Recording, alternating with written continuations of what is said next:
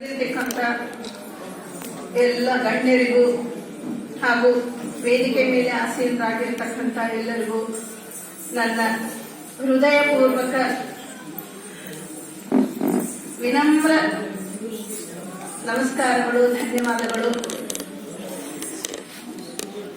ನನಗೆ ಈ ಒಂದು ಅವಕಾಶವನ್ನು ಮಾಡಿಕೊಟ್ಟಿದ್ದಕ್ಕೆ ನನಗೆ ಹೃದಯ ತುಂಬಾ ತುಂಬಿ ಬಂದಿದೆ. ನನ್ಗೆ ಯಾವ ರೀತಿ ಮಾತಾಡಬೇಕು ಅಂತ ಮಾತುಗಳೇ ಬರ್ತಾ ಇಲ್ಲ. ಹೇಗಾಗಿದೆ ಅಂದ್ರೆ ನಿಜವಾಗ್ಲೂ ತುಂಬಾ ಸಂತೋಷ ಆದಾಗ ಏನು ಮಾತೇ ಬರಲ್ಲ, ಏನ್ ಹೇಳ್ಬೇಕಂತಾನೆ ಗೊತ್ತಾಗಲ್ಲ. ಯಾಕಂದ್ರೆ ಅಷ್ಟು ಸಂತೋಷ ಆಗಿದೆ ನನ್ಗೆ. ಅದಕ್ಕಾಗಿ ನನ್ಗೆ ಏನು ಮಾತಾಡಕ್ ಶಬ್ದಗಳೇ ಬರ್ತಾ ಇಲ್ಲ. ಹೇಗಂದ್ರೆ ಈಗ ಹೆಣ್ಮಕ್ಳು ತವ್ರ ಮನೆಗೆ ಬಂದಾಗ ಒಂದು ಅನುಭವ ಆಗುತ್ತಲ್ಲ, ಆ ತರದ ಅನುಭವ ನನ್ಗೆ ಆಗ್ತಾ ಇದೆ ಇಲ್ಲಿ. ಅಂತ ಒಂದು ಆತ್ಮೀಯ ಗೌರವ ನನಗೆ ಸಿಗುತ್ತೆ ಅಂತ ನಿಜವಾಗ್ಲೂ ಖಂಡಿತ ನಾನು ಮನಸ್ಸಿನಲ್ಲೂ ಎನಿಸಿರ್ಲಿಲ್ಲ. ಒಂದು ಸಲ ಮಾತ್ರ ಹಿಂದೆ ನಾನು ಭಾಗವಹಿಸಿದ್ದೆ ಈ ಕಾರ್ಯಕ್ರಮದಲ್ಲಿ. ಸರ್ ರೆಡ್ಡಿ ಸರ್ ಅವರ ರಿಟೈರ್ಮೆಂಟ್ ಫಂಕ್ಷನ್ ಯಾವುದೋ ಒಂದು ಸಂದರ್ಭದಲ್ಲಿ ನಾನು ಭಾಗವಹಿಸಿದ್ದೆ. ಅದೇ ವೇದಿಕೆಗೆ ನಾನು ಬಂದು ಈ ದಿನ ಗೌರವವನ್ನ ಸ್ವೀಕರಿಸ್ತೀನಿ ಅಂತ ನಾನು ನಿಜವಾಗ್ಲೂ ಗೊತ್ತಿರಲಿಲ್ಲ. ನಾನು ನಿಜವಾಗ್ಲೂ ಪುಣ್ಯ ಮಾಡಿದ್ದೆ. ನಿಮ್ಮಂತ ಸಹೃದಯ ಎಲ್ಲ ನನ್ಗೆ ಎಷ್ಟೊಂದು ಪ್ರೀತಿಯಿಂದ ನನ್ನ ಕರೆದು ಈ ತರ ಗೌರವಿಸಿದ್ದು ನನಗೆ ತುಂಬಾ ತುಂಬಾ ಸಂತೋಷ ಆಗ್ತಾ ಇದೆ.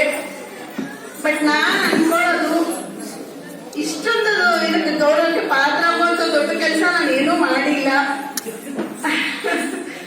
ಯಾಕಂದ್ರೆ ಏನೋ ಒಂದು ಸಮಾಜದಿಂದ ನಾವು ಸುಮಾರು ಹುಟ್ಟಿದಾಗಿನಿಂದ ಕೊನೆಯವರೆಗೂ ನಾವು ಎಲ್ಲವನ್ನೂ ಸಮಾಜದಿಂದ ಪಡೆದಿರ್ತೀವಿ. ಬಟ್ ಯಾವುದೋ ಒಂದು ಮೂಮೆಂಟ್ ಅಲ್ಲಿ ನಮ್ಗೆ ಅನಿಸಿರುತ್ತೆ ಏನಾದ್ರೂ ಒಂದು ಸಮಾಜಕ್ಕೆ ನಾವು ಒಂದು ಸ್ವಲ್ಪ ಆದ್ರೂ ಕೊಡ್ಬೇಕು ಅಂತ.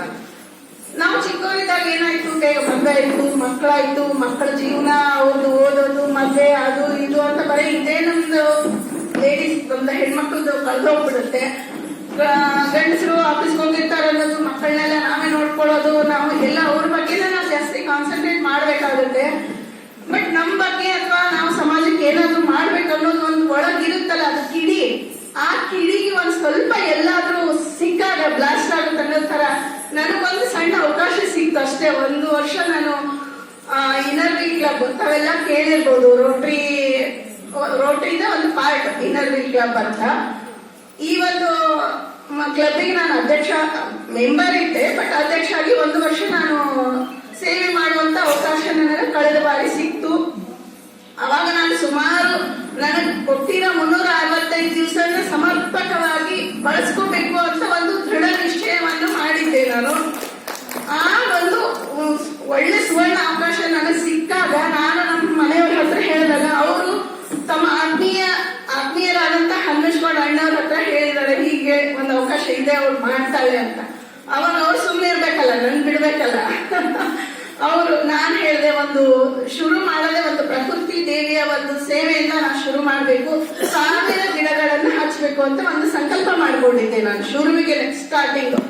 ಹಾಗಾಗಿ ಅದನ್ನ ನಮ್ಮ ಮನೆಯವ್ರು ಹೇಳಿದಾಗ, ಹನ್ಮೇಶ್ಗೌಡ ಪಾಟೀಲ್ ಅಣ್ಣವರು, ನಾವು ಬೆಳಗಾವದಲ್ಲಿ ನಮ್ಮ ಕೆಇಬಿಯಲ್ಲೇ ಗ್ರೌಂಡ್ ದೊಡ್ಡದಾದ ಕಾಂಪೌಂಡ್ ಇದೆ, ಅಲ್ಲಿಂದ ಶುರು ಮಾಡೋಣ ಅಂತ ಅವರು ನನಗೊಂದು ಅವಕಾಶವನ್ನ ಒದಗಿಸ್ಕೊಟ್ರು.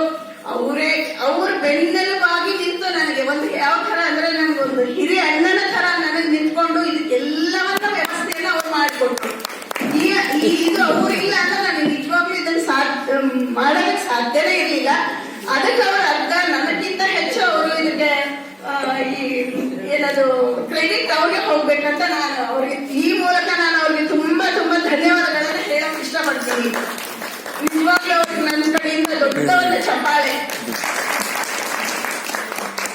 ಅಲ್ಲಿ ಅವರು ನಾವು ಯಾವಾಗ ಹೇಳಿದ್ರೆ ಅವಾಗ ಸ್ಯಾಪ್ಲಿಂಗ್ ತರ್ಸೋದ್ರಿಂದ ಹಿಡಿದು ಪಿಟ್ ತಗ್ಸೋದ್ರಿಂದ ಹಿಡಿದು ಎಲ್ಲ ವ್ಯವಸ್ಥೆನ ಅವ್ರು ಮಾಡಿದ್ರು.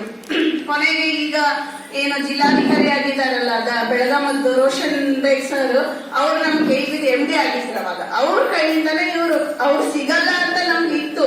ಆದ್ರೂ ಸರ್ ಬಿಡ್ಬೇಕಲ್ಲ ಹನ್ಮೇಶ್ಗೌಡ ಅಣ್ಣವ್ರು, ಅವ್ರ ಕೈಯಿಂದಾನೆ ಒಂದ್ ಗಿಡ ನೆಡ್ಸಿ ಅವ್ರಿಗೆ ಹೇಳಿದ್ರು, ನನ್ನ ಹೆಸರು ಇದೆ ಈ ಗಿಡಕ್ಕಂತ. ಅದನ್ನೆಲ್ಲವನ್ನು ಮಾಡಕ್ ಸಾಧ್ಯ ಆಗಿದ್ದು ನಿಜವಾಗ್ಲೂ ಹನ್ಮೇಶ್ಗೌಡ ಸರ್ ಅಂತ. ಇದೆಲ್ಲ ಅವ್ರಿಲ್ಲ ಅಂದ್ರೆ ನನಗೆ ಸಾಧ್ಯ ಆಗ್ತಾನೆ ಇರ್ಲಿಲ್ಲ. ನಮ್ಮ ಕ್ಲಬ್ ಇಂದ ನಾವು ಶುರು ಮಾಡಿ ಎಲ್ಲ ಮುಗಿಸಿ ಬಂದ್ವಿ. ಬಟ್ ಇವತ್ತಿನವರೆಗೂ ಅವ್ರನ್ನ ಆ ಗಿಡಗಳನ್ನ ನೋಡ್ಕೊಳ್ತಾ ಇರೋದು ಹನ್ಮೇಶ್ಗೌಡ ಪಾಟೀಲ್ ಸರ್ ಅವರು. ಅವ್ರೀಗ ಅಂದ್ರೆ ಇವತ್ತು ಎಷ್ಟೆತ್ರ ಆಗಿದೆ, ಅವ್ರಕ್ಕಿಂತ ಎತ್ತರ ಆಗಿದೆ ಗಿಡಗಳು, ಅಷ್ಟು ಚೆನ್ನಾಗಿ ನೋಡ್ಕೊಂಡಿದ್ದಾರೆ. ಅದನ್ನು ಮಕ್ಕಳ ತರವನ್ನು ಪೋಷಿಸ್ತಾ ಇದ್ದಾರೆ. ಈ ಎಲ್ಲ ಈ ಒಂದು ಕಾರ್ಯಕ್ರಮ ಶುರುವಾಗಿದ್ದೆ ಅಲ್ಲಿಂದ. ಆಮೇಲೆ ಅದರ ಜೊತೆಗೆ ನಾವು ಮತ್ತೆ ಇವರು ಈ ತರ ಮಾಡ್ತಿರೋದು ನಮಗ್ ಪ್ರಕಾಶ್ ಪಾಟೀಲ್ ಅಣ್ಣವ್ರಿಗೂ ಗೊತ್ತಾಯ್ತು. FA ಇದಾರಲ್ಲ ಹುಬ್ಳಿನಲ್ಲಿ, ಅವರು ತಮ್ಮ ಏರಿಯಾದಲ್ಲಿ ನಾನು ಮಾಡ್ತೀನಿ ಅಂತ ಅವರು ಕೂಡ ನಮ್ ಜೊತೆ ಕೈ ಜೋಡಿಸಿ ಅವರು ಕೂಡ ಅಲ್ಲಿ ಸುಮಾರು 400 ಸಸಿಗಳನ್ನ ನೆಡೋದಕ್ಕೆ ವ್ಯವಸ್ಥೆ ಮಾಡಿಕೊಟ್ರು. ನಾವು ನಮ್ಮ ಇನ್ನರ್ವಿ ಕ್ಲಬ್ ಇಂದ ಅಲ್ಲಿ ಕೂಡ ನಾವು 400 ಸಸಿಗಳನ್ನ ನೆಡೋದಕ್ಕೆ ಸಾಧ್ಯ ಆಯ್ತು. ಈ ತರ ನನಗೆ ಇಬ್ಬರು ಹಿರಿಯ ಅಣ್ಣನ ತರ ನಾನು ಬೆನ್ನೆಲುಬಾಗಿ ಮಾಡಿಕೊಟ್ಟು ಇವತ್ತು ಈ ಕಾರ್ಯಕ್ರಮಕ್ಕೆ ನಾನು ಅದಕ್ಕೆ ಹೇಳಿದ್ದು, ನಾನು ತವ್ರ ಮನೆಗೆ ಬಂದಂತ ಒಂದು ಅನುಭವ ಆಯಿತು ಅಂತ ನಾನು ಅದಕ್ಕೆ ಹೇಳಿದ್ದು. ಅದರ ಜೊತೆಗೆ ನಾವು ನಮ್ ಕ್ಲಬ್ ಅಂದ್ರೆ ಇನ್ನರ್ವಿ ಕ್ಲಬ್. ನಾವು ನೀವೆಲ್ಲ ರೋಟ್ರಿ ಕೇಳಿರ್ತೀರಾ, ರೋಟ್ರಿಯಲ್ಲಿ ಹಸ್ಬೆಂಡ್ ಅಂಡ್ ವೈಫ್ ಎಲ್ಲರೂ ಇರ್ತಾರೆ. ಇನ್ನರ್ವಿಲಲ್ಲಿ ಬರೀ ಲೇಡೀಸ್ ಮಾತ್ರ ನಾವಿರ್ತೀವಿ.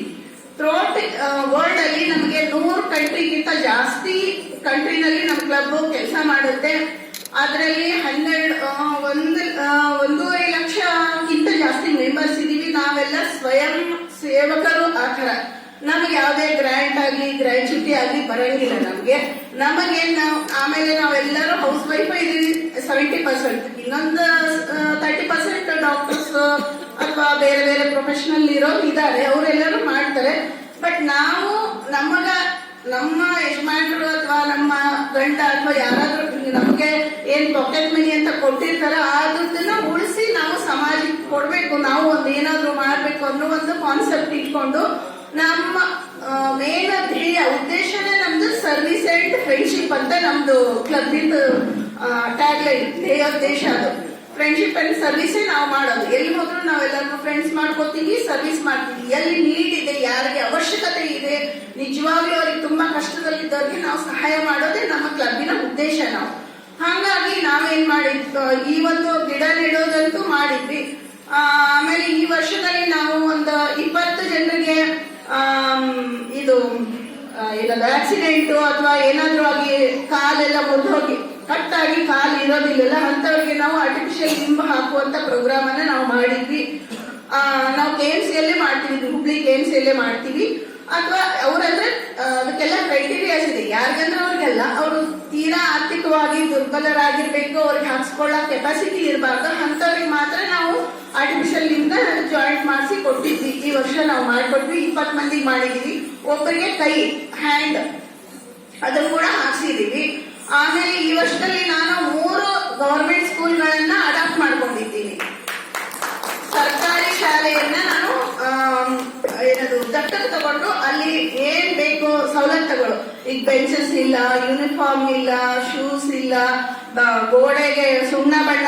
ಒಂದು ಸ್ಕೂಲ್ ಅಂತೂ ನಾನು ಏರ್ಪೋರ್ಟ್ ರೋಡ್ ಅಲ್ಲಿ, ನಮ್ಮ ಹುಬ್ಳಿನಲ್ಲಿ ಏರ್ಪೋರ್ಟ್ ರೋಡ್ ಅಲ್ಲಿ ಬಂಜಾರ ಕಾಲನಿ ಅಂತಿದೆ, ಅದು ಕಟ್ಟದಾಗಿಂದ ಮತ್ತೊಳ್ಳೆ ಸ್ಕೂಲಿಗೆ ಸುಣ್ಣ ಬಣ್ಣನೂ ಆಗಿರ್ಲಿಲ್ಲ ಅಂತ ಕಾಣಿಸುತ್ತೆ. ಯಾವ ತರ ಇತ್ತು ಅಂದ್ರೆ ಅದು ನಾವಲ್ಲಿ ಕಾಲಿಟ್ರೆ ನಮ್ ಕಾಲಿಗೆ ಗಲೀಜ್ ಅಂಟ್ಕೊಳ್ಳುತ್ತೆ ಅನ್ನುವಂತ ಒಂದು ಪರಿಸ್ಥಿತಿ ಇತ್ತು.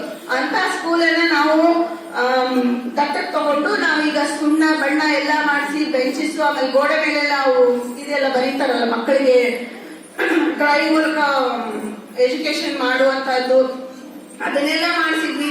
BOನೇ ಬಂದು ಎಷ್ಟು ಸಂತೋಷ ಪಟ್ರು ಅವರು. ನೀವೇನು ಯಾವ್ದು ಗ್ರಾಚ್ಯುಟಿ, ಯಾವ್ದು ಫಂಡ್ ಇಲ್ಲದೆ ನೀವು ಈ ತರ ಮಾಡ್ತಾ ಇದ್ದೀರಾ, ಮಹಿಳೆಯರು, ಬರೀ ನಾವು ಮಹಿಳೆಯರು ಮಾಡ್ತಾ ಇರೋದು, ತುಂಬಾ ಸಂತೋಷ ಆಯ್ತು. ಅದಕ್ಕೋಸ್ಕರ ನನಗೆ 3 ಸ್ಟಾರ್ ಅವಾರ್ಡ್ ಅಂತ ಒಂದು ಅವಾರ್ಡ್ ಕೂಡ ಕೊಟ್ರು ನನಗೆ. ಅದನ್ನೆಲ್ಲ ನಿಮ್ಮ ಹತ್ರ ಹೇಳ್ಕೊಳಕ್ಕೆ ಹಂಚ್ಕೊಳಕ್ಕೆ ನಂಗೆ ತುಂಬಾ ಸಂತೋಷ ಆಗುತ್ತೆ. ಆಮೇಲೆ ನಾವು ಈ ಗರುಡಲ್ಲಿ ಅಂತಿದೆ, ದಾಂಡೇಲಿ ಹತ್ರ ಹಳಿಯ ತಾಲೂಕಲ್ಲಿ ಒಂದು ತೀರಾ ಕಾಡಲ್ಲೇ ಇದೆ, ಆಲ್ಮೋಸ್ಟ್ ಅದು ಕಾಡಲ್ಲೇ ಇದೆ. ಅಲ್ಲಿ ಬರೀ ಸಿದ್ಧಿ ಜನಾಂಗದವ್ರು ಇರ್ತಾರೆ, ಬೇರೆ ಯಾರು ಇರಲ್ಲ ಅಲ್ಲಿ. ಆ ಸಿದ್ಧಿ ಜನಾಂಗದವ್ರಿಗೆ ಈಗ ಇತ್ತೀಚೆಗೆ ಡಾಕ್ಟರ್ ಹೇಳ್ದಂಗೆ ಸರ್ವಿಕಲ್ ಕ್ಯಾನ್ಸರ್ ಮತ್ತೆ ಬ್ರೆಸ್ಟ್ ಕ್ಯಾನ್ಸರ್ ಜಾಸ್ತಿ ಆಗ್ತಾ ಇರೋದ್ರಿಂದ ನಾವು ಸ್ಕ್ರೀನಿಂಗ್ ಟೆಸ್ಟ್ ಎಲ್ಲ ಮಾಡಿಸಿದ್ವಿ ಅಲ್ಲಿ ಮಹಿಳೆಯರಿಗೆ ಮತ್ತೆ ಪುರುಷರಿಗೆ ಎಲ್ಲರಿಗೂ. ಅಲ್ಲಿರೋ ಎಲ್ಲಾ ಮನೆಯಲ್ಲಿರುವಂತ ಎಲ್ರಿಗೂ ಸ್ಕ್ರೀನಿಂಗ್ ಟೆಸ್ಟ್ ಮಾಡಿಸಿದೆ ಅಲ್ಲಿ ನಾನು. ಅದು ಸುಮಾರು ಒಂದು 300 ಜನ ಅದ್ರದ್ದು ಬೆನಿಫಿಟ್ ತಗೊಂಡ್ರು. ಅಲ್ಲಿ ಯಾರು ಒಳಗ್ ಬಿಟ್ಕೊಳ್ಳೋದಿಲ್ಲ ಅವರು. ಆ ದಿವಸ ಏನಾಗಿತ್ತು, ಏನೋ ಮಳೆ ಬಂದು ಲೈಟ್ ಕಂಬ ಎಲ್ಲ ಬಿದ್ದು ಹೋಗಿ ನಮ್ಗೆ ಅಲ್ಲಿ ಕರೆಂಟ್ ಇಲ್ಲ ಅಂದ್ರೆ ನಮ್ದು ಮೊಬೈಲ್ ವ್ಯಾನ್ ಏನು ಕೆಲಸ ಮಾಡಲ್ಲ ನಮ್ಗೆ. ಅಂತ ಪರಿಸ್ಥಿತಿ ಒಳಗೂ ನಮಗ ಅಲ್ಲಿ ಹಳೆಯಾಳದ ಎಕ್ಸಿಕ್ಯೂಟಿವ್ ಇಂಜಿನಿಯರ್ ಆದಂತವರು ನಮ್ದೇ ಡಿಪಾರ್ಟ್ಮೆಂಟ್ ಆಗಿರೋದ್ರಿಂದ ನಮಗೂ ಅವರು ತುಂಬಾ ಲೈನ್ ಅನ್ನು ಕಳಿಸ್ಕೊಟ್ಟು ನಮ್ಗಲ್ಲಿ ಸಪರೇಟ್ ಆಗಿ ಒಂದು ಲೈನ್ ಏನೋ ವ್ಯವಸ್ಥೆ ಮಾಡಿ ಆ ದಿವಸ ಇಡೀ ದಿವಸ ಊರಲ್ಲೆಲ್ಲ ಲೈಟ್ ಇಲ್ಲ ಅಂದ್ರೂ ನಮಗ್ ಮಾತ್ರ ವ್ಯವಸ್ಥೆ ಮಾಡಿಕೊಟ್ಟು ಸ್ಕ್ರೀನಿಂಗ್ ಟೆಸ್ಟ್ ಎಲ್ಲ ಮುಗಿಸೋದಕ್ಕೆ ನಮ್ಗೆ ಅನುಕೂಲ ಮಾಡಿಕೊಟ್ರು. ಅದಕ್ಕಾಗಿ ನಾನು ಅವ್ರಿಗೆ ಈ ಮೂಲಕ ನಮ್ KV ಅವ್ರನ್ನ ಎಷ್ಟು ಹೇಳಿದ್ರು ಕಮ್ಮಿನೇ, ಯಾಕಂದ್ರೆ ನಮ್ ಡಿಪಾರ್ಟ್ಮೆಂಟ್ ಅಂತ ನನಗೆ ಒಂದು ಹೆಮ್ಮೆ. ಅದನ್ನ ನಾನು ಬಳಸ್ಕೊಂಡೆ, ಈ ರೀತಿ ಒಂದು ಉದ್ದೇಶಕ್ಕೆ ಬಳಸ್ಕೊಂಡೆ ಅನ್ನುವಂತ ಸಂತೋಷನೂ ನನಗೆ ಇದೆ. ಅದಕ್ಕೋಸ್ಕರ ನಾನು ಇದನ್ನ ಶೇರ್ ಮಾಡ್ಕೊಳಕ್ ಇಷ್ಟಪಡ್ತೀನಿ. ಈ ಮೂಲಕ ಅವ್ರಿಗೆ ನಾನು ಧನ್ಯವಾದಗಳನ್ನ ಹೇಳಕ್ ಇಷ್ಟಪಡ್ತೀನಿ. ಜೊತೆಗೆ ನಾವು ಸಾಕಷ್ಟು ಇಡೀ ದಿವಸ ನಾವು ಬಹಳಷ್ಟು ಪ್ರೋಗ್ರಾಮ್ಗಳನ್ನ ಮಾಡಿದೀವಿ. ಯೋಗ ಕಾರ್ಯಕ್ರಮ ಇರ್ಬೋದು, ಅಥವಾ ಈ ಮಕ್ಕಳು, ಈ ಸಿಟಿ ಮಕ್ಕಳು, ನಮ್ಮ ಸಿಟಿ ಮಕ್ಕಳಿಗೆ ಹಳ್ಳಿ ಬಗ್ಗೆ ಏನೂ ಗೊತ್ತಿರೋದಿಲ್ಲ. ಅಂತ ಒಂದು ಶಾಲೆಯಿಂದ ನಾವು ನಮ್ಮ ಯಜಮಾನ್ರ ಊರು ಕೊಪ್ಪಳ ಹತ್ರ ಹಳ್ಳಿ, ಅಲ್ಲಿ ಒಂದು ನಾವು ಸ್ಕೂಲ್ ಮಕ್ಕಳನ್ನ ಕರ್ಕೊಂಡು ಹೋಗಿ ಪ್ಯಾಡಿ ಇದನ್ನ ಅಂದ್ರೆ ಭತ್ತದ ಸಸಿಗಳನ್ನ ಹೆಂಗ್ ನೆಡ್ತೀವಿ, ನಾವು ಅಕ್ಕಿಯನ್ನ ಹೆಂಗ್ ಬೆಳಿತೀವಿ, ಭತ್ತ ಬೆಳೆದು ಅಕ್ಕಿ ಹೆಂಗ ಆಗುತ್ತೆ ಅನ್ನೋದನ್ನ ಮಕ್ಕಳನ್ನ ಪ್ರಾತ್ಯಕ್ಷಿಕೆಯಾಗಿ ತೋರಿಸ್ಕೊಟ್ವಿ. ಮಕ್ಕಳು ನಿಜವಾಗ್ಲೂ ಖುಷಿ ಪಟ್ರು. ಅವ್ರಿಗೆ ಗೊತ್ತೇ ಇಲ್ಲ ಅಕ್ಕಿ ಹೆಂಗ್ ಬರುತ್ತೆ, ಫ್ಯಾಕ್ಟ್ರಿಯಿಂದನೋ ಅಂಗಡಿಯಿಂದನೋ ಅಷ್ಟೇ ಗೊತ್ತು ಮಕ್ಕಳಿಗೆ. ಎಲ್ಲಿ ಬೆಳೆಯುತ್ತೆ, ಹೆಂಗ್ ಬರುತ್ತೆ ಏನು ಗೊತ್ತಿರಲ್ಲ. ನಾವು ನಿಜವಾಗ್ಲೂ ಪ್ರಾತ್ಯಕ್ಷಿಕೆಯನ್ನು ತೋರಿಸಿದಾಗ ಟೀಚರ್ಸ್ ತುಂಬಾ ಅಪ್ರಿಶಿಯೇಟ್ ಮಾಡಿದ್ರು.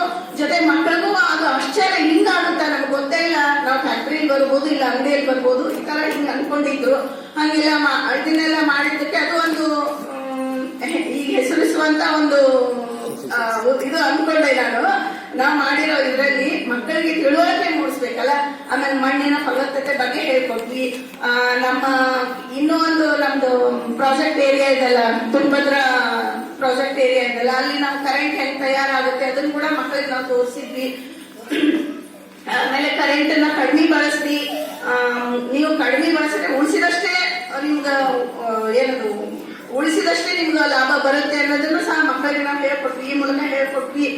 ಜೊತೆಗೆ ಈಗ ಅಂಗವೈಕಲ್ಯ ಮಕ್ಕಳು ಇರ್ತಾರಲ್ಲ, ಅವ್ರ ಜೊತೆಗೆ ನಾವು ಹೋಗಿ ಅವ್ರಿಗೆ ಒಂದು 3-4 ಮಕ್ಕಳಿಗೆ ನಾವು ಕ್ಯಾಲಿಪರ್ಸ್, ಪೋಲಿಯೋ ಆಗಿ ಅವ್ರಿಗೆ ನಡಿಯಕ್ ಬರಲ್ಲ ಅಂತವ್ರಿಗೆಲ್ಲ ಕ್ಯಾಲಿಪರ್ಸ್ ಹಾಕ್ಸಿ ನಡಿಯಕ್ಕೆ, ಅವ್ರಿಗೆ ಆಲ್ರೆಡಿ 15-16 ವರ್ಷದ ಮಕ್ಕಳು ಇರ್ತಾರೆ, ತಂದೆ ತಾಯಿ ಅವ್ರನ್ನ ಎಷ್ಟು ಎತ್ಕೊಂಡು ಓಡಾಡಕ್ ಆಗಲ್ಲ ಅಂತವ್ರಿಗೆಲ್ಲ ಕ್ಯಾಲಿಪರ್ಸ್ ಅಥವಾ ವೀಲ್ ಚೇರ್ ಅವ್ರಿಗೆ ಏನ್ ಬೇಕೋ ಅದನ್ನೆಲ್ಲ ವ್ಯವಸ್ಥೆ ಮಾಡ್ಕೊಟ್ವಿ. ಅದರ ಜೊತೆಗೆ ನಾವು ಆಮೇಲೆ ಇಂಥ ಸುಮಾರು ಕಾರ್ಯಕ್ರಮಗಳನ್ನ ನಾವು ಮಾಡ್ತಾನೆ ಇದೀವಿ. ಹೇಳ್ತಾ ಹೋದ್ರೆ ಇದು ಮುಗಿಯೋದೇ ಇಲ್ಲ. ಈಗಾಗಲೇ ಟೈಮ್ ಆಗಿದೆ, ಎಲ್ರು ಸಾಯ್ತಾ ಇದಾರೆ. ಈಗಲೇ ಡಾಕ್ಟರ್ ಅಷ್ಟು ಟೈಮ್ ತಗೊಂಡಿದ್ದಾರೆ. ಅನ್ನಿಸ್ಕೊಡೋದಂತೂ ಸುಮಾರು ನಾವು ತುಂಬಾ ಮೌಲ್ಯವಂತ ಮಾತುಗಳನ್ನ ಕೇಳಿ ಜೀವನದಲ್ಲಿ ಎಷ್ಟು ಮೌಲ್ಯಗಳನ್ನ ಅಳವಡಿಸ್ಕೋಬೇಕು ಅನ್ನೋದನ್ನ ನಾವು ಅವ್ರ ಮಾತಿನ ಮೂಲಕ ನಾವು ಆಗಲೇ ತಿಳ್ಕೊಂಡಿದೀವಿ. ಸುಮಾರು ಟೈಮ್ ತಗೊಂಡಿದ್ದಾರೆ. ಅದಕ್ಕಾಗಿ ನಾನೀಗ ಹೆಚ್ಚು ಹೇಳೋದಿಲ್ಲ. ನನಗೆ ಸನ್ಮಾನ ಮಾಡಿದ್ದಕ್ಕೋಸ್ಕರ ನಾನು ಒಂದೆರಡು ಮಾತಾಡ್ಬೇಕು ಅಂತಿತ್ತು, ಅದಕ್ಕೋಸ್ಕರ ನಾನು ಮಾತಾಡಿದೆ. ಯಾಕೆ ಈ ತರ ಎಲ್ಲ ನಾವು ಮಾಡ್ಬೇಕು, ಯಾಕೆ ಮಾಡ್ಬೇಕು? ನಾವೇ ನಮಗೆಲ್ಲ ಸಂಬಳ ಬರುತ್ತೆ, ರಿಟೈರ್ಡ್ ಆದ್ಮೇಲೆ ಪೆನ್ಷನ್ ಬರುತ್ತೆ, ನಾವು ಆರಾಮಾಗಿರ್ಬೋದಲ್ಲ, ನಮ್ಗೆ ಯಾಕೆ ಬೇಕು ಈ ತರ ತಲೆ ಬಿಸಿ ಅಂತ ಅನ್ಕೋಬಹುದು. ಬಟ್ ಯಾಕೆ ಈ ತರ ಅನ್ಸುತ್ತೆ ಅಂದ್ರೆ, ನಾವು ಹುಟ್ಟಿದ ಒಂದು ಭೂಮಿ, ನಾವು ಎಷ್ಟು ದಿನ ಇರ್ತೇವೆ ಗೊತ್ತಿಲ್ಲ ಯಾರಿಗೂ. ನಾಳೆ ಏನಾಗುತ್ತೆ ನಮಗೂ ಗೊತ್ತಿಲ್ಲ, ಯಾರಿಗೂ ಗೊತ್ತಿಲ್ಲ. ಇರುವಾಗ ಒಂದೆರಡು ಇದನ್ನ ಸಮಾಜಕ್ಕೆ ಒಂದ್ ಸ್ವಲ್ಪ ಕೊಟ್ಟು ಹೋಗ್ಬೇಕು.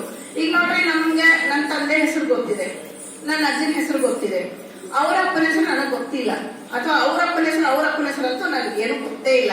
ಯಾಕೆ ಗೊತ್ತಿಲ್ಲ ಅಂದ್ರೆ, ಅವ್ರು ಏನು ಅಂತ ದೊಡ್ಡ ಕೆಲಸ ಮಾಡಿಲ್ಲ. ಅವ್ರು ಯಾರು ಏನ್ ಮಾಡಿದಾರೆ, ಅವ್ರು ನಮ್ ಸಂಸಾರಕ್ಕೆ ಏನ್ ಬೇಕೋ ಅಷ್ಟು ಮಾಡಿ ಹೋಗ್ಬಿಟ್ರೆ. ಹಾಗಾಗಿ ನಾವು ಅವ್ರನ್ನ ಬಿಟ್ರೆ ಅವರ ಒಂದು ದಿವಸ ಅಂತ ಮಾಡ್ತೀವಿ, ತಿಥಿ ಅಂತ ಏನೋ ಮಾಡ್ತೀವಿ, ನೆನೆಸ್ಕೋತೀವಿ, ಮುಗ್ದೋಯ್ತು. ಅದ್ರ ಹಿಂದಿನವ್ರು ಯಾರು ನಮ್ಗ ಹಿರಿಯರು ಗೊತ್ತಿಲ್ಲ.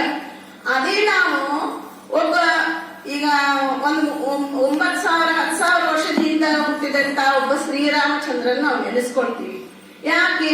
ಶ್ರೀರಾಮಚಂದ್ರನ್ ಎಲ್ಲರಿಗೂ ಗೊತ್ತು. ಯಾಕೆ? ಅವ್ರಿಗೆ ನಮ್ ಸಂಬಂಧಿಕರ ಅಲ್ಲ, ನಮ್ಮ ಅಜ್ಜನ ಅಲ್ಲ, ನಿಮ್ಮ ಅಜ್ಜನ ಅಲ್ಲ. ಆದ್ರೆ ಯಾಕೆ ನೆನೆಸ್ಕೊತೀವಿ? ಶ್ರೀಕೃಷ್ಣನ್ ನೆನೆಸ್ಕೊತೀವಿ, ಅಂಬೇಡ್ಕರ್ ಅವ್ರು ನೆನೆಸ್ಕೊತೀವಿ, ಬಸವಣ್ಣ ಅವ್ರು ನೆನೆಸ್ಕೊತೀವಿ. ಯಾಕೆ ಈ ತರ ನೆನೆಸ್ಕೊತೀವಿ ಅಂದ್ರೆ, ಅವರು ಸಮಾಜಕ್ಕಾಗಿ ದುಡಿದ್ರು, ತಮ್ಮ ಜೀವನ ಸಮಾಜಕ್ಕಾಗಿ ಮುಡುಪಿಟ್ಟಿದ್ರು ಅವರು. ಹಾಗಾಗಿ ಅವರು ಅಜರಾಮರವಾಗಿ ಉಳಿದಾರೆ. ದೇಹ ಇಲ್ಲ, ಬಟ್ ಅವ್ರ ಹೆಸರು ನಿರಂತರವಾಗಿ ಈ ಒಂದು ಜಗತ್ತಿರುವವರೆಗೂ ಅವ್ರ ಹೆಸರು ಕೊನೆಯವರೆಗೂ ಉಳಿಯೋ ತೆಗೆಯುವಂತ ಒಂದು ಕೆಲಸಗಳನ್ನ ಮಾಡಿ ಹೋಗಿದ್ದಾರೆ. ಈಗ ರಾಮ ಮತ್ತು ರಾವಣರ ಯುದ್ಧ ಮುಗಿದು ಲಂಕೆಯಿಂದ ವಾಪಸ್ ಶ್ರೀರಾಮಚಂದ್ರ ಬರುವಾಗ ವಿಭೀಷಣನಿಗೆ ಪಟ್ಟಾಧಿಕಾರ ಮಾಡುವ ಸಂದರ್ಭದಲ್ಲಿ ವಿಭೀಷಣ ಹೇಳ್ತಾರೆ, ನನಗ್ ಬೇಡ ಇದು, ನೀವೇ ಇಲ್ಲಿ ರಾಜ ಆಗ್ರಿ, ನೀವೇ ಇದನ್ನ ಮುಂದುವರ್ಸ್ಕೊಂಡು ಹೋಗಿ ಅಂತ ಏನದು ಭಿನ್ನ ಮಾಡ್ಕೊಳ್ತಾರೆ. ಅವಾಗ ಶ್ರೀರಾಮಚಂದ್ರ ಅವರು ಒಂದು ಮಾತನ್ನ ಹೇಳ್ತಾರೆ, ಇದು ಸಾಧ್ಯ ಇಲ್ಲ, ಇಲ್ಲಿ ನೀವೇ ರಾಜ ಆಗಿ ಮುಂದುವರೆದು ನಿಮ್ಮ ಒಂದು ಒಳ್ಳೆಯ ಧರ್ಮದಿಂದ ರಾಜ್ಯಭಾರವನ್ನ ಮಾಡಬೇಕು ಅಂತ ಕೇಳ್ತಾರೆ. ಇಲ್ಲ, ಕಳಕಳಿಯಿಂದ ನಾನು ಕೇಳ್ಕೊತೀನಿ, ನಮ್ಮ ದೇಶವನ್ನು ನೀವೇ ನೋಡ್ಕೊಳ್ರಿ ಅಂತ. ಅವಾಗ ಶ್ರೀರಾಮಚಂದ್ರ ಏನ್ ಹೇಳ್ತಾರೆ, ಸಾಧ್ಯ ಇಲ್ಲ, ಯಾಕಂದ್ರೆ ನನ್ನ ಜನ್ಮಭೂಮಿ ಅಲ್ಲಿದೆ, ನನ್ನ ಜನ ಅಲ್ಲಿ ಕಾಯ್ತಾ ಇದ್ದಾರೆ, ನಾನು ಅಲ್ಲೇ ಹೋಗ್ಬೇಕು. ನನಗೆ ಜನ್ಮಭೂಮಿ ಅಂದ್ರ ಜನ್ಮಕ್ಕೆ ಕೊಟ್ಟ ತಾಯಿ, ಜನನೀ ಜನ್ಮಭೂಮಿಶ್ಚ ಸ್ವರ್ಗಾದಪಿ ಕಡಿಯೇಸಿ, ನಾನು ಈ ಭೂಮಿ ಬಿಟ್ಟು ನಾನು ಎಲ್ಲೂ ಹೋಗಕ್ಕಿಲ್ಲ, ನನ್ನ ಭೂಮಿ ಜನ, ನಾನು ಕಾಯ್ಬೇಕು, ನಾನು ಹೋಗ್ಬೇಕು ಅಂತ ವಾಪಸ್ ಬಂದ್ರು. ಅದಕ್ಕೆ ಅಂತ ಮಹಾತ್ಮರೇ ಆ ಒಂದು ಹಾಕಿಕೊಟ್ಟ ನೆಲದಲ್ಲಿ ನಾವು ಹುಟ್ಟಿದೀವಿ. ಈಗ ಅವರ ಒಂದು ದಾರಿಯಲ್ಲಿ ಒಂದು ಅಂಶವನ್ನ ನಾವು ಉಳಿಸ್ಕೊಂಡು ನಾವು ಸಮಾಜಕ್ಕೆ ಏನಾದ್ರೂ ಮಾಡಿದ್ರು ಕೂಡ ಎಷ್ಟೆಲ್ಲ ನಮ್ದು ಸಮಸ್ಯೆಗಳೇ ಇರಂಗಿಲ್ಲ. ನಿಜ ಹೇಳಿದ್ರೆ ನಮ್ಮ ಸಮಸ್ಯೆಗಳೇ ಇರಂಗಿಲ್ಲ. ಆತರ ಎಲ್ಲರೂ ನಾವು ಕೈ ಜೋಡಿಸಿ ಸಮಾಜಕ್ಕೊಂದು ನಾವು 1% ಏನಾದ್ರೂ ಮಾಡುವಂತ ಒಂದು ದೃಢ ನಿರ್ಧಾರವನ್ನ ಕೈಗೊಂಡು ಇವತ್ತೇ ಒಂದೇನಾದ್ರೂ ಯಾರಾದ್ರೂ ಒಂದು ಸಂಕಲ್ಪ ಮಾಡಿಕೊಂಡು ಈ ಒಂದು ಪರಂಪರೆಯನ್ನ ಮುಂದುವರ್ಸ್ಕೊಂಡು ಹೋಗ್ಬೇಕು ಅಂತ ನಾನು ಎಲ್ಲರಲ್ಲೂ ಕಳಕಳಿಯಾಗಿ ಬೇಡ್ಕೊಳ್ತೀನಿ. ಈ ಒಂದು ಅವಕಾಶವನ್ನು ಮಾಡಿಕೊಟ್ಟಿದ್ದಕ್ಕೆ ತಮ್ಮೆಲ್ಲರಿಗೂ ಇನ್ನೊಮ್ಮೆ ಮತ್ತೊಮ್ಮೆ ಮಗದೊಮ್ಮೆ ನನ್ನ ಅನಂತ ಧನ್ಯವಾದಗಳು. ಈಗ ನಮ್ಗೆ ಕೊಟ್ಟಿರುವಂತ ಈ ಒಂದು 3 ಗಂಟೆಗಳ ಇದರಲ್ಲಿ ಮಧ್ಯ ನನಗೆ ಕೊಟ್ಟಿರುವಂತ ಸ್ಲಾಟ್ 5-6 ಬ್ಯಾಟ್ಸ್ಮನ್ ಬಹಳ ಸೊಗಸಾಗಿ ಬ್ಯಾಟಿಂಗ್ ಆಡಿ ಇನ್ನಿಂಗ್ಸ್ ಕ್ಲೋಸ್ ಆಗುತ್ತೆ ಅನ್ನುವಾಗ ಆ ಬ್ಯಾಟ್ಸ್ಮನ್ ಬರ್ತಾನಲ್ಲ ವೆರಿ ಲಿಮಿಟೆಡ್, 1 ಓವರ್ 2 ಓವರ್ ಇರ್ತಾರಲ್ಲ ಆ ತರ ಆಗೋಗ್ತದೆ. ಆದ್ರೂ ಕೂಡ ಪ್ರಾಸ್ತಾವಿಕವಾಗಿ 2 ಮಾತು ಹೇಳಲಿಕ್ಕೆ ಇಷ್ಟಪಡ್ತೇನೆ. ಮೊದಲನೇದಾಗಿ ಈ ಒಂದು 2ನೇ ಶನಿವಾರದ ಕಾರ್ಯಕ್ರಮನ ಸುಮಾರು 8 ವರ್ಷಗಳಿಂದ ನಿರಂತರವಾಗಿ ಕೋವಿಡ್ ಪೀರಿಯಡ್ ಬಿಟ್ಟು ನಡೆಸ್ಕೊಂಡ್ ಬರ್ತಾ ಇರೋದಕ್ಕೆ ಕಾರಣೀಭೂತರಾದ ವಿಜಿ ಗಾಯತ್ರಿ ಅವರಿಗೆ ಅಭಿನಂದನೆಗಳನ್ನ ಸಲ್ಲಿಸುತ್ತೇನೆ. ಅದೇ ರೀತಿ ಈ ಕಾರ್ಯಕ್ರಮ ಪ್ರಾರಂಭ ಆದಾಗ ಅವರಿಗೆ ಬೆನ್ನೆಲುಬಾಗಿ ನಿಂತಿದ್ದ ನಮ್ಮ ಹಿರಿಯ ಅಧಿಕಾರಿಯಾಗಿದ್ದ ದಿವಂಗತ ವಿಜಿ ಪಂಡಿತ್ ಅವರನ್ನ ಈ ಸಂದರ್ಭದಲ್ಲಿ ನೆನೆಸೋದು ನಮ್ಮ ಕರ್ತವ್ಯ ಅಂತ ನಾನು ಅನ್ಕೊಳ್ತೇನೆ. ಯಾಕಂದ್ರೆ ಅವರಿಬ್ರು ಇಲ್ಲ ಅಂದ್ರೆ ಈ ಕಾರ್ಯಕ್ರಮ ಟೇಕಪ್ ಆಗ್ತಾ ಇರಲಿಲ್ಲ. ಇನ್ನು ಈ ಕಾರ್ಯಕ್ರಮ ಒಂದು ವಿಭಿನ್ನ ರೀತಿಯ ಕಾರ್ಯಕ್ರಮ. ಯಾಕೆಂದ್ರೆ ಸುಮಾರು ಕಡೆ ಕಾರ್ಯಕ್ರಮಗಳು ನಡೆಯುತ್ತೆ, ಭರತನಾಟ್ಯ ಇರ್ಬೋದು ಅಥವಾ ಆರೋಗ್ಯ ಕ್ರಮ ಅಥವಾ ಉಪನ್ಯಾಸ ಇರ್ಬೋದು. ಇದು ಒಂದು 3 ತಾಸಿನ ಅಲ್ಪ ಅವಧಿಯಲ್ಲಿ ಎಲ್ಲ 4 ಕಾರ್ಯಕ್ರಮಗಳ ಸಮ್ಮಿಲನ. ಒಂದು ಉಪನ್ಯಾಸ, ಆರೋಗ್ಯ, ಸಾಂಸ್ಕೃತಿಕ ಕಾರ್ಯಕ್ರಮದ ಜೊತೆಗೆ ಪ್ರತಿಭಾವಂತರನ್ನ ಗುರುತಿಸಿ ಅವ್ರನ್ನ ಗಣ್ಯರನ್ನ ಸನ್ಮಾನ ಮಾಡೋದು ಇದೆಯಲ್ಲ ವಾಲಂಟಿಯರ್ ಆಗಿ, ಅದು ಒಂದು ಶ್ಲಾಘನೀಯ ಕಾರ್ಯ. ಅದು ಎಲ್ಲರೂ ಹೆಮ್ಮೆ ಪಡುವಂತ ಕಾರ್ಯಕ್ರಮ. ಈ ಉಪನ್ಯಾಸ ಮತ್ತು ಆರೋಗ್ಯ ಕಾರ್ಯಕ್ರಮದಲ್ಲಿ ಸಿಗುವಂತ ಮಾಹಿತಿ ಬಹಳ ಉಪಯುಕ್ತವಾಗಿರುತ್ತೆ, ಎಲ್ಲರಿಗೂ ಒಂಥರ ಎನ್ಲೈಟನ್ ಆಗುತ್ತೆ. ಮತ್ತೆ ಸಾಂಸ್ಕೃತಿಕ ಕಾರ್ಯಕ್ರಮ ಕೊನೆಯಲ್ಲಿ ಏನಿರುತ್ತೆ, ಭರತನಾಟ್ಯ ಇರ್ಬೋದು ಅಥವಾ ಬೇರೆ ರೀತಿಯ ಸಂಗೀತ ಕಾರ್ಯಕ್ರಮ ಇರ್ಬೋದು, ಅದು ನಮ್ಮ ದಿನನಿತ್ಯದ ಜಂಜಾಟದಿಂದ ಹೊರಬಂದು ಒಂಚೂರು ಮನಸ್ಸಿಗೆ ಮುದ ಕೊಟ್ಟು ಹಗುರ ಮಾಡುವಂತ ಒಂದು ಕಾರ್ಯಕ್ರಮ. ಇಂದು ಕೂಡ ಆ ಕಾರ್ಯಕ್ರಮದಲ್ಲಿ ಧನಾತ್ಮಕ ಇದಕ್ಕೆ ನಮ್ಮ ಏನು ಬದುಕಿಗೆ ಏನು ಸಲಹೆಗಳು ಮತ್ತೆ ಟಿಪ್ಸ್ ಏನ್ ಕೊಟ್ಟಿದ್ದಾರೆ ಅನ್ವೇಷಗಳು ನಮ್ಮ ಆತ್ಮೀಯ ಸ್ನೇಹಿತರು ತುಂಬಾ ಸೊಗಸಾಗಿ ಅದನ್ನ ಒಂದು ಅರ್ಧ ಗಂಟೆ ಅವಧಿಯಲ್ಲಿ ಚೆನ್ನಾಗಿ ನಿರೂಪಣೆ ಮಾಡಿದ್ರು. ಮತ್ತೆ ಇಬ್ಬರು ವೈದ್ಯರಿಂದ ನಮಗೆ ಆರೋಗ್ಯದ ಬಗ್ಗೆ ಒಳ್ಳೆ ಮಾಹಿತಿ ಸಿಕ್ತು. ಕ್ಯಾನ್ಸರ್ ಬಗ್ಗೆ ಅವರು ಹೇಳ್ತಾ ಇದ್ರೆ, in fact I have undergone all those treatments. ಹೇಳಲಿಕ್ಕೆ ಏನು ಮುಜುಗರ ಏನಿಲ್ಲ. 12 ಸೈಕಲ್ ಕಿಮೋಥೆರಪಿ ತಗೊಂಡಿದ್ದೇನೆ. Fortunately God has saved me and ಈಗ ನಾರ್ಮಲ್ ಲೈಫ್ ಲೀಡ್ ಮಾಡುವಂತ ಬಂದಿದ್ದೀನಿ. ಡಾಕ್ಟರ್ ಹೇಳಿದಾಗೆ ನನಗೆ ಸ್ಮೋಕಿಂಗ್ ಇಲ್ಲ, BP ಇಲ್ಲ, ಶುಗರ್ ಇಲ್ಲ, ಮತ್ತೆ ಯಾವುದೇ ಬ್ಯಾಡ್ ಹ್ಯಾಬಿಟ್ಸ್ ನನಗೆ ಗೊತ್ತಿದ್ದಾಗೆ ಯಾವುದೂ ಇಲ್ಲ. ಆದ್ರೂ ಕೂಡ ಯಾಕೆ ಡಯಾಗ್ನೈಸ್ ಆಯ್ತು ಅಂತ ಕೇಳಿದಾಗ ಫೇಮಸ್ ಡಾಕ್ಟರ್ ಗೊತ್ತಿರುತ್ತೆ, ಡಾಕ್ಟರ್ ಗುಣಶೇಖರ್ ಪಾಟೀಲ್ ಅಂತ HCG ನಲ್ಲಿದ್ದಾರೆ. ಅವ್ರು ಹೇಳಿದ್ರು ಗಾಡ್ ಓನ್ಲಿ ನೋಸ್. ಯಾಕೆಂದ್ರೆ ಈ ತರ ಕೇಸ್ಗಳು ಬರ್ತಾನೆ ಇರುತ್ತೆ. ಅದಕ್ಕೂ ಅದೇ ಡಾಕ್ಟರ್ ಕೂಡ ಅದನ್ನ ರಿಪೀಟ್ ಮಾಡಿದ್ರು, ಕೆಲವಕ್ಕೆ ರೀಸನ್ ಇರೋದಿಲ್ಲ ಏನು ಅಂತ. but good habits will help us in coming out of that problem very quickly and positively. ಆ ಒಂದು in fact not only once twice relax ಆಯ್ತು, ಮತ್ತೆ ಟ್ರೀಟ್ಮೆಂಟ್ ಆಯ್ತು. ಈಗ ಲಾಸ್ಟ್ 4 years ಇಂದ ಎಲ್ಲ ಟ್ರೀಟ್ಮೆಂಟ್ ಮುಗಿದು and doing a normal life. God is great ಅಂತ ಅನ್ಕೊಳ್ತೀನಿ. ಇನ್ನ ಎರಡನೇದು ನಮ್ಮ ಆರ್ಥೋಪೆಡಿಕ್ ಬಗ್ಗೆ ಕೇಳಿದಾಗ recent like 3 months back I fell down due to very watery surface ಇರುತ್ತಲ್ಲ ಮನೆಯಲ್ಲಿ, ಅದರಲ್ಲಿ ಬಿದ್ದಾಗ ಇಲ್ಲಿ ಫ್ರಾಕ್ಚರ್ ಆಗಿಲ್ಲ, ಏರ್ ಲೈನ್ ಆಗಿತ್ತು. ಅವಾಗ first time in my life ortho pain ಹೇಗಿರುತ್ತೆ ಅಂತ ಸಫರ್ ಆಯ್ತು. ಅವಾಗ ಹೇಳ್ತಾ ಇದ್ರೆ ಅದೆಲ್ಲ ರಿಕರೆಕ್ಟ್ ಆಗುತ್ತೆ. ಅದಕ್ಕೆ ಐಸ್ ಪ್ಯಾಕ್ ಬಗ್ಗೆ ಕ್ವಶನ್ ಕೇಳಿದೆ. ಈ ಇಬ್ಬರು ವೈದ್ಯರಿಂದ ನಮ್ಗೆ ಸಾಕಷ್ಟು ಉಪಯುಕ್ತ ಮಾಹಿತಿ ದೊರಕಿದೆ. ಇನ್ನ ಕೊನೆ ಕಾರ್ಯಕ್ರಮ ನಾವೆಲ್ಲ ರಂಜನೀಯವಾಗಿ ಆಸ್ವಾದಿಸಬಹುದು ಅನ್ಕೊಂಡಿದ್ದೇನೆ. ಈ ಒಂದು ಕಾರ್ಯಕ್ರಮಕ್ಕೆ ನಮ್ಮ ಈಗಿನ ನಮ್ಮ KPTCL ಅಕೌಂಟ್ಸ್ ಆಫೀಸರ್ಸ್ ಅಸೋಸಿಯೇಷನ್ ಕೇಂದ್ರ ಸಮಿತಿಯವರು ಪ್ರೋತ್ಸಾಹ, ಬೆಂಬಲ ಮತ್ತು ಸಹಕಾರ ತುಂಬಾ ಕೊಡಬೇಕು ಅಂತ ಈ ಮೂಲಕ ನಾನು ಇನ್ನೊಂದ್ಸರಿ ವಿನಂತಿಸ್ತೇನೆ.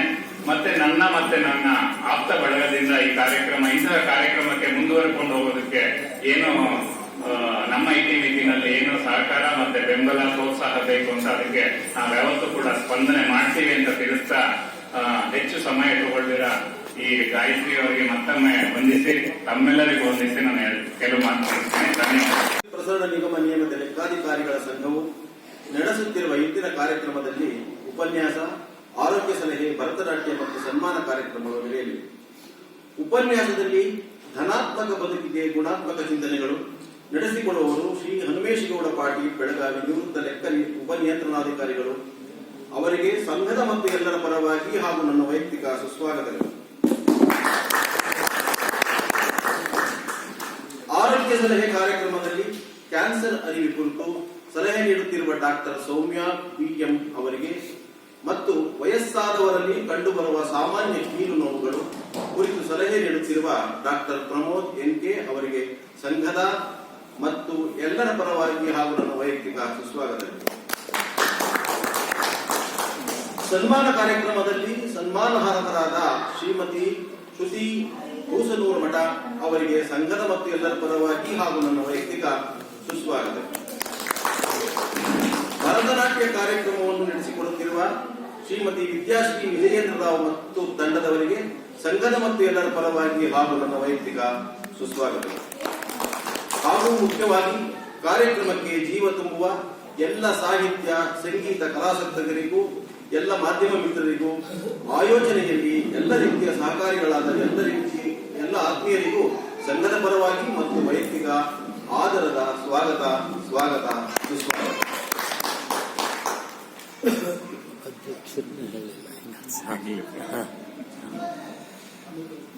ಪ್ರಾಸ್ತಾವಿಕ ನುಡಿ.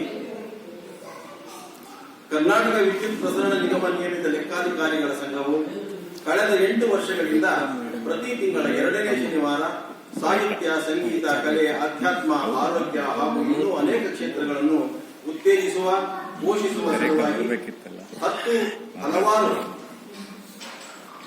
ಕ್ಷೇತ್ರಗಳಲ್ಲಿ ಕರ್ನಾಟಕದ ಎಲ್ಲ ಮೂಲೆಗಳಿಂದ ಸಾಧಕರನ್ನು, ಸಾಧನೆಯ ಹಾದಿಯಲ್ಲಿ ಇರುವವರನ್ನು, ಬಾಲ ಪ್ರತಿಭೆಗಳನ್ನು, ದಿವ್ಯಾಂಗ ಕಲಾವಿದರನ್ನು ಗುರುತಿಸಿ ಅಲ್ಲಿಂದ ವಿದ್ವಾಂಸರನ್ನು, ಕಲಾವಿದರನ್ನು, ನಾಟ್ಯ ಪ್ರವೀಣರನ್ನು, ಸಂಗೀತಗಾರರನ್ನು, ಪ್ರವಚನಕಾರರನ್ನು, ಉಪನ್ಯಾಸಕರನ್ನು ಆಹ್ವಾನಿಸಿ ಕಾರ್ಯಕ್ರಮಗಳನ್ನು ಏರ್ಪಡಿಸಿ ಉತ್ಸಾಹ, ಪ್ರೋತ್ಸಾಹ ನೀಡುತ್ತಾ ಎಲ್ಲ ಕ್ಷೇತ್ರಗಳಲ್ಲಿ ಗಣನೀಯ ಸೇವೆ ಸಲ್ಲಿಸಿದ ಗಣ್ಯರನ್ನು ಗುರುತಿಸಿ ಗೌರವಿಸಿ ಸನ್ಮಾನ ಮಾಡುತ್ತಾರೆ. ಹಿಂದಿನ ಎಲ್ಲ ಕಾರ್ಯಕ್ರಮಗಳಲ್ಲಿ ಎಲ್ಲ ರೀತಿಯ ಸಲಹೆ, ಸಹಕಾರ, ತನುಮನ ಧನ ಸಹಾಯ ನೀಡಿದನ್ನು ಸ್ಮರಿಸಿ ಅವರಿಗೆ ಕೃತಜ್ಞತೆಗಳನ್ನು ಅರ್ಪಿಸುತ್ತಾ ಮುಂದಿನ ಕಾರ್ಯಕ್ರಮಗಳಿಗೆ ಹೆಚ್ಚಿನ ಸಹಕಾರಿಗಳು ಮುಂದೆ ಬರಬೇಕೆಂಬ ಬಯಕೆಯಿಂದ ತಮ್ಮೆಲ್ಲರ ಸಹಕಾರವನ್ನು ನಿರೀಕ್ಷಿಸುತ್ತದೆ. ಎಲ್ಲರಿಗೂ ವಂದನೆಗಳು.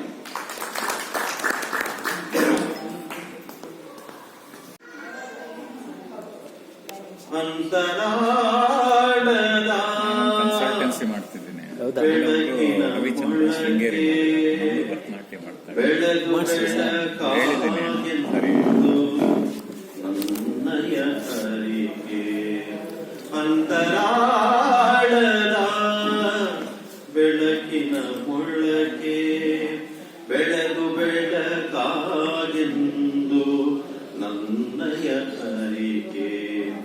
ಅಂತರಾಳದ ಬೆಳಕಿನ ಮೊಳಕೆ ಕಾಣುವ ನೀನು ಕಾಣದ ನೀನು ಅರಿಯುವ ನೀನು ಅರಿಯೆನು ನಾನು ಕಾಣುವ ನೀನು ಕಾಣದ ನೀನು ಅರಿಯುವ ನೀನು ಅರಿಯೆನು ನಾನು ನಾದವ ತುಂಬುತ್ತ ತಿಮಿರವ ನೀಗುತ್ತ ನಾದವ ತುಂಬುತ್ತ ತಿಮಿರವ ನೀಗುತ್ತ ಸಿರಿ ನೀಡಲು ನೀನು ಗುರಿ ಸೇರುವೆ ನಾನು ಅಂತರಾಳದ ಬೆಳಕಿನ ಮೊಳಕೆ ಬೆಳೆದು ಬೆಳಕಾಗೆಂದು ನನ್ನಯ ಅರಿಕೆ ಅಂತರಾಳದ ಬೆಳಕಿನ ಮೊಳಕೆ ಬೆಳಕಿನ ಮೊಳಕೆ ದೀಪವಾಗಿ ದೀಪ ಉರಿದು ಜ್ಯೋತಿಯಾಗಿ ಬೆಳಕಿನ ಮೊಳಕೆ ದೀಪವಾಗಿ ದೀಪ ಉರಿದು ಜ್ಯೋತಿಯಾಗಿ ಜ್ಯೋತಿಯ ಬೆಳಕಲ್ಲಿ ಗುರಿದಾರಿಯ ಕಾಣು ಜ್ಯೋತಿಯ ಬೆಳಕಲ್ಲಿ ಗುರಿದಾರಿಯ ಕಾಣು ಮುಕ್ತಿಯ ಕಾಣಲು ಅಜ್ಞಾನಕ್ಕೆ ಮಾಡು ಅಂತರಾಳದ ಬೆಳಕಿನ ಮೊಳಕೆ ಬೆಳೆದು ಬೆಳಕಾಗೆಂದು ನನ್ನಯ ಅರಿಕೆ ಅಂತರಾಳದ ಬೆಳಕಿನ ಮೊಳಕೆ